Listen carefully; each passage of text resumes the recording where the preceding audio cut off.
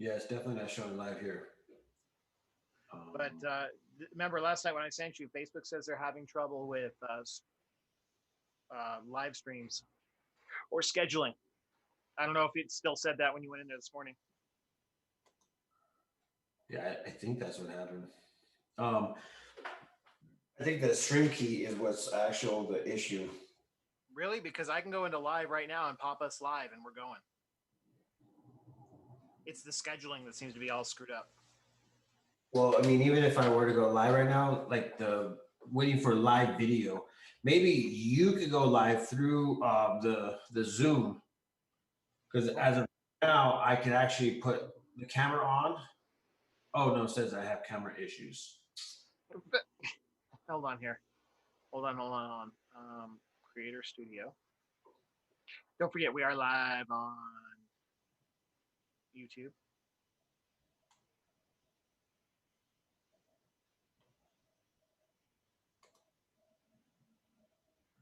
On my side, it says waiting for live video. Yep, hold on here.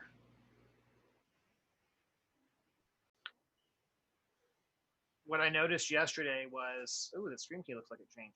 Did you just change the stream key? Actually, there was a Yep. button. Yep, that's what's going on. But look at the use persistent stream key button has gone away. And so we got a new stream key is what's going on. So they're blocking us. You see the stream use persistent stream key? Got it. Here you That's go. where we're screwed up. There you go. Here you go. I got the. What do you? I'm gonna send it right here and Zoom chat. Or can you Yeah, do that? don't uncheck that use persistent stream key. Okay. Here is the persistent stream key that was been given. Yeah, that actually was unlinked. Unchecked, that's a problem. That means every broadcast has a new stream key. All right, where'd you send it to me? Right here in the chat in Zoom group I need chat. it on Facebook, just a different computer. Okay, hold on. And it says right here, we are currently experiencing issues with scheduling. We're working on it.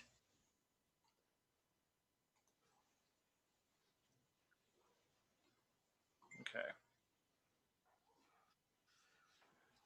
It's exciting. I feel like it's the first day in school right now, Eric. It's kind of annoying. Yeah. All right. Um,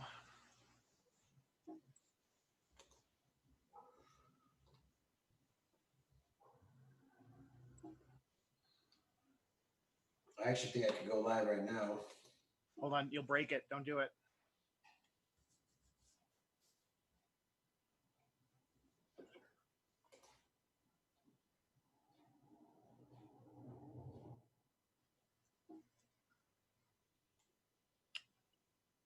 I just want to make sure. And sure enough, yep, that is a different stream key.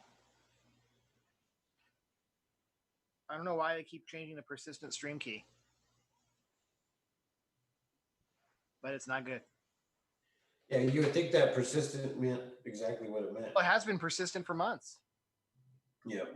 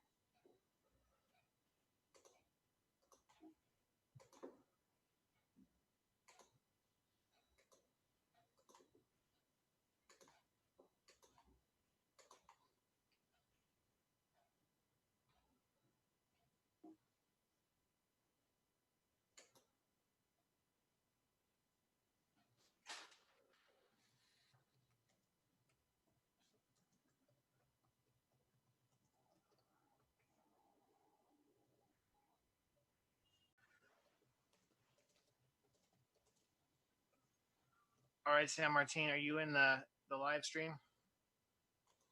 Yep. All right, got a new key. Oh, snap. All right, you're in the live stream. Yep. Let me know when you see it. Boom. There it is. There we go. So that key and the schedule is messing us up big time. Okay, well, I'm going to go live. Yep, and we're still live on our YouTube, so we are good to go. Okay, let's see what this tells me. Come on, better. Oh, my God. Oh. I think we are live, Eric. We made it. Hey, good morning. Now, that was fun. So besides all the notifications that Facebook's giving us, telling us that their scheduling's broke, we are finally live. This is insane, guys. So good morning, Eric. Good morning, everybody. How are you doing? We've been having some issues with Facebook as far as like getting it all like put together. We have some different ideas, but what I think we're going to be end up doing is that we're going to be pushing a lot of people to go to the website. So the PrescottTimes.com is going to be our spot. That's where we're going to be residing. But until then, let's tell everybody what day it is, Eric. Oh, I've been so busy fixing this thing, I didn't even look yet. We'll just make it up. Let's just make it up, Eric. Well, I always say every day is San Martin Day, then. Nice. I like that. Yesterday was Kiki's Day. I like this one. So today is National Vanilla Ice Cream Day. There we go. Vanilla ice cream. Just put a little chocolate in there. It's no longer vanilla ice cream. It is, Eric. If you ask for vanilla ice cream with chocolate syrup, it's still vanilla ice cream with chocolate syrup. I think it becomes a hot fudge sundae. Well, everybody, whoever's out there, I hope you can hear us. Let us know if you can't hear us. We are trying to work out some major bugs because we are trying to go ahead and put it on all platforms. And as we found out yesterday, we need a lot of things to go ahead and actually push that out there, which we have, but they always change it. So it's, we got to be up on the curve, and that's kind of like the importance of this whole deal. Like we have to be up with the time. So no pun intended. So Eric, so everybody knows, we don't know when Facebook's going to fix the scheduling thing. Yeah, so we don't know. So it's going to be. We're shooting for the same time every day. Yeah, so it's going to be a little bit off, and if it's a little bit off, then you have, what would you say? Sorry, I think I just changed it as far as the video screen. As far as like what we plan on doing is getting the word out no matter how much work it takes. So we might end up recording the video and posting the video, or we might just actually fix it so it goes live on everything. So everybody can.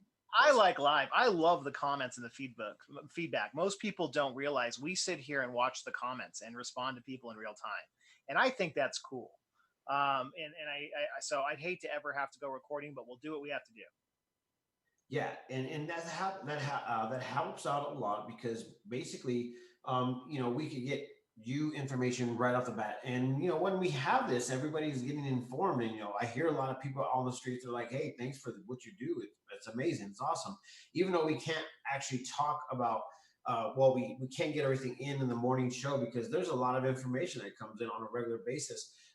And it's just a matter of how much information we can provide you. But once again, the way to do it is to go back to the PrescottTimes.com to go ahead and figure out all the stuff that's happening here locally in the area. And we just can't air it all. So just go back, check it out. So let's talk about the big elephant in the room, the big story that got posted last night. More problems out at Mingus Academy, huh? Yeah, it looks like they're rising up and doing some crazy things over there. Let's see if I can go ahead and pull up the story, Eric. Now, when you're dealing with troubled teens, like this is where it becomes one of those moments where you're just like, what? What do you do? How do you do it? But one of the crazy parts about it all is that you still have to be respectful because these are juveniles. They're not grown-ups. They're not in the system. They're hopefully trying to get different, lead a different path. So, but this is not how you lead a different path. But don't get me wrong, we don't know what's going on up there. I've heard stories, but those are technically stories at the moment. But this Well, is this is a news report. I mean, so we'll take it as factual as we can, and it's pretty bad. And I mean, between getting coronavirus and taking the kind of abuse, I really feel for the staff out there. I mean, who would want to work that job? yeah, it's really hard to, once again distinguish it. But once again, there's chatter of everything. So, we'll just go ahead and read what the sheriff, Yavapai County Sheriff sent us. So juvenile students at Mingus Mountain Academy attacked staff, resulting in injuries and five in custody. Um, I thought they were already in custody, but maybe they ended up having to go to juvie Yeah, no, instead. they're in jail. So they were arrested and put into the actual jail. Okay, which is right here down on Sundog, close. Yeah, I think Sun. This is the secondary jail. No, oh, that's right, because they're juveniles, right? No, I think that's the long-term jail. I think they may have been checked into Yavapai County just jail. No, no, no, that's for grown-ups. These are from 13 to 17, so they will all go to the juvenile detention right there by the Sundog Yep. waste place. So That's preliminary. that's a bunch of other drama right now. I don't know if you're seeing that, but we can talk about that later. Apparently, they want to build another jail out there or expand that one, and that's Yeah. causing quite a stir. But anyway, moving back. On July 21st, 2020, around 10:15 p.m., staff at the Mingus Mountain Academy, located in a 1500 block or 15,000 block of East Don Carlos Drive, Prescott Valley, called to report staff members were being attacked by students and law enforcement assistance was needed. By the time deputies and assistant officers from the Prescott Valley Police Department arrived, staff had somewhat quelled the disturbance and detained those students involved. Mingus Mountain Academy is a Joint Commission accredited residential treatment center for emotionally and behaviorally at risk adolescent girls. Statement from their website, quote unquote. Background, or sorry, that's where it was stated on their website. Background staff reported to deputies that one of the students was failing to follow direction and a physical confrontation ensued with the staff member. The involved student began punching the staff member, and the two other students joined the attack. A second staff member attempted to assist and restrain the trio of attackers. And at this point, the students who initiated the assault grabbed a fire extinguisher and struck the first staff member involved in the face. That staff member suffered a possible broken nose. The second staff member was also injured. While the assault was in progress, at least two students vandalized the dorm room because damage to a window and framing glass door, etc. The students who assaulted staff and damaged the dorm range is aged from 13 to 17 years old. Fire personnel treated staff and students at the scene. The staff member was transported to the hospital for additional treatment. Deputies booked five students into the Yavapai County Juvenile Detention Center on charges including aggravated assault, disorderly conduct, criminal damage, and rioting. It should be noted that on July 20th 2020, deputies were called to the day before. Let's make a point of that. yeah, day before. Deputies were called to the academy regarding students striking a staff member in the head with a rock. Subsequently, several students instigated a disturbance requiring the involvement of numerous staff members. Before gaining control, the staff member was booked into juvenile detention center. So yeah, What a mess. yeah, that's definitely not a good thing. That's definitely not a good thing. But what do you do? I mean, like they're already there for being disorderly. Obviously, they have something going on before they show up there. And this right here looks like it was either provoked or it looked like there was some like I don't know some serious. And this is like the last step for them before going to jail. In fact, a lot of times they get a pass. The judge will send them there instead of to into juvie, and that sucks. Yeah, it definitely is. And when you get a chance, you have to be able to say, "This is my chance. This is my chance to shine. This is my chance to get back into society and make things happen." But guess what, Eric? Sometimes they just can't get right, and I know that because I have acquaintances and friends and family. Do you remember being that age? I mean, the world looks very different when you're that age. Your brain isn't fully developed. I mean, the world is you have a different view of the world, right? Yeah. Well, there was a different age in my life where my father would spank me, man, and I'm okay with that. I can say that and I'm now at that age where if I didn't do what was right, I got smacked, and it wasn't just from my father, but it was also from all my aunts and uncles. And if it wasn't from my aunts and uncles, it would be from my brothers and sisters. If it wasn't from my brothers and sisters, it would be from my next door neighbors. And if it wasn't from my next door neighbors, it would be my aunts, uncles, brothers, sisters, friends that would go ahead and put me in check. So this is what a community does for you. It helps you, puts you into a position where you On a are, right path. and you're respectful. Yes, yeah, and to put you on a right path, right? Exactly. So nowadays, people are afraid to tell somebody else's child to stop acting like a brat. And don't get me wrong, sometimes it's like, hey, dude, mind your own business. But when it comes down to like a community effort, sometimes, obviously you want to know the community that's trying to help you and your child out. But this is how it was back in the day. So I grew up in a different time where discipline was a little bit different than it is today because That a lot of it people is. feel entitled. They feel entitled a lot. So check this out. I ended up getting a report yesterday from the Yavapai County Health Department. And one of the things that they were trying to discuss is the whole back to school decision. Now, this is a big subject area. Like everybody's scrambling. People haven't even enrolled their students into school because the enrollment was passed. And everybody's like, what are we doing? I mean, what's going to go on? Like, there's questions about having all your vaccines. I don't know if it's going to be including all the flu vaccines. I mean, there's a lot of stipulations that are coming out. But this statement was brought to you by Superintendent of Schools Kathy Hoffman, and basically it's in per Governor Ducey's thoughts. And actually, Governor Ducey is going to be on today Oh, talking about. oh. Yeah, it's going to be talking about school. I think that's the ticket for today. So let me go ahead and tell you the statement that was for the back to school decisions. In a statement by Arizona Superintendent of Schools, Kathy Hoffman has specified, at minimum, quote unquote, Governor Doug Ducey should set criteria for reopening schools using COVID-19 data and should only order that schools reopen if the number of confirmed cases decline.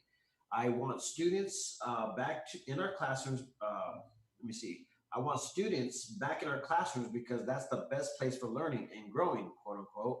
However, we cannot ask schools to make decisions that will impact the teachers and students' health and safety without providing them with the necessary public health data and funding to make safe decisions.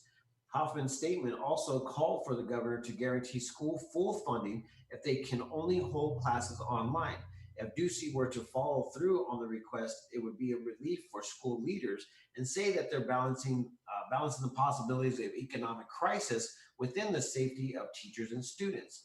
Mrs. Hoffman joins teachers, students, school board members, physicians, parents, calling on the governor to provide more clarity around reopening. The governor is expected to make an announcement about schools today, not September, July 7th, 2023.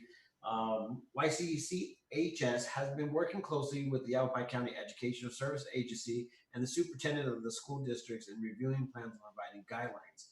Now, I love how they're very informative and what they're doing. I actually was talking with you, Eric, about talking to Terry. She's our kind of our person that gives us all the information and our updates on a daily basis. And what she has stated is that you know the the contact tracing is coming. It's going to be a little bit easier to go ahead and figure out where everybody's going, and everybody will be able to find out who has COVID. And if you're around a person that has COVID, then it will alert you. It's going to be crazy. But she said that it was actually going to be more descriptive as far as like who, what, when, where. And numbers are going to change drastically. I don't know if for the better or for the worse. Who knows? We also talked to her about the increase of those deaths that happened, and they were actually backdated since I think early January. So basically, people have died, have not been able to go ahead and get a confirmation of how they passed away. And so what they ended up doing was they ended up giving numbers, but the deaths that were presented because it jumped up to 49 were all still in investigation. So they haven't been COVID. related, but they have been COVID counted as far as the 49 deaths that happened. So I really honestly don't know exactly why they're counting deaths if this is not exactly what they're for, but they're doing it. So there's a lot of things that are happening with these numbers, and it seems like numbers are changing on a regular basis as when people find out. The president said just yesterday that they ordered millions and millions of vaccines for this virus. I don't know if you've seen that, Eric, but 100 uh, million, 100 million vaccines. yeah. So I don't know who's going to take it. I've never taken a vaccine for flu. I just never done it. I'm pretty pro vaccine, San Martin, and I can't imagine that I'm going to be in line for this one. Not yet. Yeah. Yeah. Well, oh, okay. So Eric, tell the viewers, tell me, you say you're pro for, I know vaccines, period, but flu vaccine, do you take it on a regular basis every year? I know, but there's some years I take it. And to back up, when I say pro vaccine, so my mom had polio, and so there is nothing more, you know, when you have a parent that has all the after effects of having a disease like that. I mean, she was very pro vaccine because of what she went through. So after, I guess the best statement I could ever see is to those people that are anti-vaccine and things like that is you've never seen what the disease can do. And I saw firsthand, a lifelong, basically outcome of what that disease did to somebody. And, it never went away. She always had physical problems. And so that is why I would say I'm probably pretty pro vaccine there. But at the same time, no, I'm not a regular flu vaccine go getter. And man, they're rushing this. It doesn't make me feel warm and fuzzy. How about you? Well, I've never been. Once again, I've never really liked the flu vaccine. Just because I mean I've taken all the other vaccines as far as Have you like had the flu before? uh, I don't know. I'm I gonna have to say I think I had the flu once, and it was absolutely miserable. And I had family that had the flu this last year, and not only was it miserable for them, it was expensive for me. And so that's why I've always been the best thing with COVID is don't get it because of all the above. Well, Eric, I mean, let's just face it. I mean, of course, I feel miserable when I get sick, but I don't know if it's the flu. I don't know what to call it, but I know. Yeah, yeah, you would know there is a distinct difference. I mean, between getting sick and the flu. Like Well, I don't need to go into the gory details, I'm but a baby, pretty I'm a bad. baby general, and I was single for so long. I could only be a baby to myself, and so I was like, oh my god. And then I just try to hash it out in 2 to 3 days, as far as like where I was in sickness. So I have no clue what the flu means. I mean, don't get me wrong. I feel like sometimes I've been hit by a truck. If that, Yeah, generally, if you get the flu, most people are down for a good week minimum. yeah, no, I can never be down for a week. You I will mean, when you get the I flu. think be effect. But I don't know. I really don't know. My body's probably way different than most, but at the same time, I've never felt like that sick to the point where I felt like I need to go to the hospital and get a shot. So I really don't know, Eric. It's one of those things where everybody's going to have to figure that out as far as like where they want to. I mean, we were coming up with an idea. Let's just talk about the educational part of this because education is something that's going to be a very big subject here shortly, and everybody needs to figure out what they're going to be doing with their family and their children. So there's been talk about people creating these things called pods. I don't know if you've been seeing it, Eric, but there's been teachers out there that say, "Hey, you know what? We're going to go ahead and gather a group of children, and it would just be no bigger than 10 children or 5 children, depending on how they could actually house them or take care of them or whatever. And then they're going to do in-home education." And basically, everybody will sign the affidavit or whatever they have to sign it for homeschooling. Do you have to do that every year, Eric, saying that your children You're are you're supposed to, yes, and we do, yeah. okay? So this is something that we are actually going to do. We found an accredited teacher, and she's actually been helping, for the past 2 3 months now. Because we don't want her to fall backwards. We want her to fall, obviously learn what she needs to Well, learn. and think about it. It's been summer, right? She's not only not going to fall backwards, she's getting ahead right now. Yeah, and that's what we really, really want. And she's so far ahead in advancement as far as like learning like day-to-day tasks, learning, day-to-day things. I mean, even dealing with her emotions, like she's learning a lot. She's actually growing up a lot more than I thought that, any So, should. so I got a story for you real quick, and I don't want to embarrass anybody, but I mean, this is where I lost faith in the school system. Was we have I got a couple kids, and they we had them just like what you're doing. We had them prepped though for kindergarten, and went to take them in, and how the cutoffs work for birthdays, right? Like, so I have an October birthday, and they're like 3 or 4 days past the cutoff to get into kindergarten, but you can test in. So we met with the superintendent, learned everything that she had to know. She was prepped and ready to go. We took her in to test. They're like, no, she's great. She can't tie her shoes. Like, you didn't tell us she needed to tie her shoes. She's always had Velcro shoes. And they're like, yep, she can't go to kindergarten because she can't tie her shoes. And we're like, okay. 24 hours later, she could tie her shoes. We went back and they're like, sorry, too late. She's gonna be held back a year. I'm like, are you kidding me? And so that's how we ended up homeschooling. And that year, she moved so far ahead. And that same kid graduated high school at 16 at regular school. So that's where I'm frustrated with the school system. Is it's all one size fits all, and it doesn't help those that need it, and those that do it's really frustrating. I couldn't imagine that, I mean, well, yes, I can. I actually went through those school systems, and the school system it was way off. I mean, don't get me wrong. I love some of the teachers. I love the appreciating the camaraderie, but school is. I really honestly, it's not for the faint of heart. I mean, you really got to have a tough skin. You really honestly have to be ready to go in, uh, ready for a battle with nothing but hormonal freaking teenagers, and having to survive that. That is going to be the ticket. So And San Martin choice is important. So I've got friends that are, that are pretty prominent in like other states and things like that. And they're complaining because they're being forced to homeschool. Like the districts have said, nope, we're closing school. And I think our frustration here is that we're being forced to do, in-person school. And I think it should be a choice, right? yeah. And people want the choice.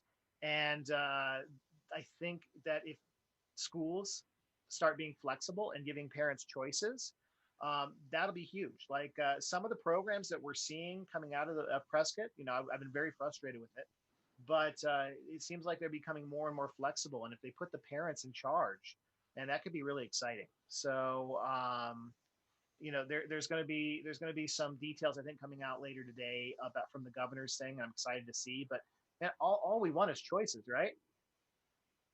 Yeah, and that's what you need is you got to have choices, which I think they put up a fairly good amount choices.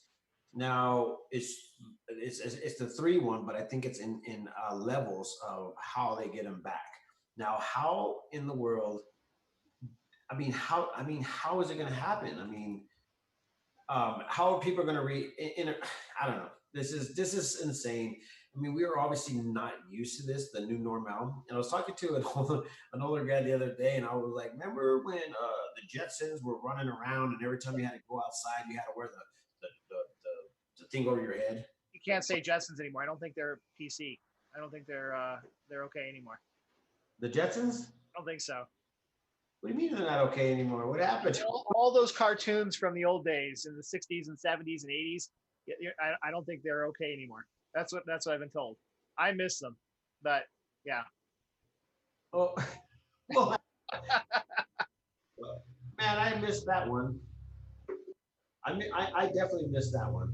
I really honestly missed that one. But anyways, some of the things that need to happen are going to happen with or without your children going to school. But we have to be ready for the we have to be ready for all of it. If we're not ready for Martine, you know what? Hardship creates innovation and change. And especially the school system has been so stagnant and stale forever.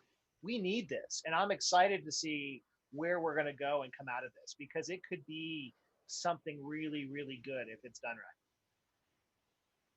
yeah, I think so too. But what if I mean, like once again, one of the hard problems that we have with um children that are under what 6 or 5, that this is their time to actually go out there and and learn their reading skills. And so that's kind of hard, especially and in people that are not able to stay at home because everybody's working. You know, the single family that I really have hardships for, and also the parents that are working because they got to pay for their living. So this will be a test for everybody. um, Yes. and not to mention, it's not going to be cheap to go ahead and put your school or your children in school. Do you get a tax break, Eric, for doing homeschool? No. Wow, that's kind No. of weird. No. We pay into the system. I'm pretty heavily property invested, and no, we get none of that back. Wow. And that's kind of like a question that needs to be, talked about. What I read earlier from the superintendent saying that they need more money to go ahead and gear up for the year to come, but not all the students are going to be going to school. So I just don't understand why they Well, need more. and the federal government, there's a stimulus. We've been talking about the stimulus that's coming, right? The news out of there yesterday is that the stimulus is going to be heavily funding schools, and so I heard something like the tune of $100 billion are going to go to schools this fall. Wow. So they are thinking about it. That's for sure. So, but you know what? It's that time again, and so I think we figured out some of the Facebook issues. It, I'm excited for us to be back. One of the things that needs to happen there, we need to just mess up on a regular basis because people like us for that. I'm just saying it right now. People like us for it. So good stuff. All right. Well, San Martin, take us out. All right, guys. Peace, love, and happiness. Let it not be war. Join us every morning at 8:45. We could be on a lot of platforms. Whenever you are, just find us, the Prescott Times Media or the PrescottTimes.com or the Prescott Times in general. And we are on Instagram, Facebook, YouTube. Currently working on trying to get us on other platforms. So if you guys see us, give us a holler, join us, and make sure you push the subscribe button for YouTube, and make sure you follow us on Facebook.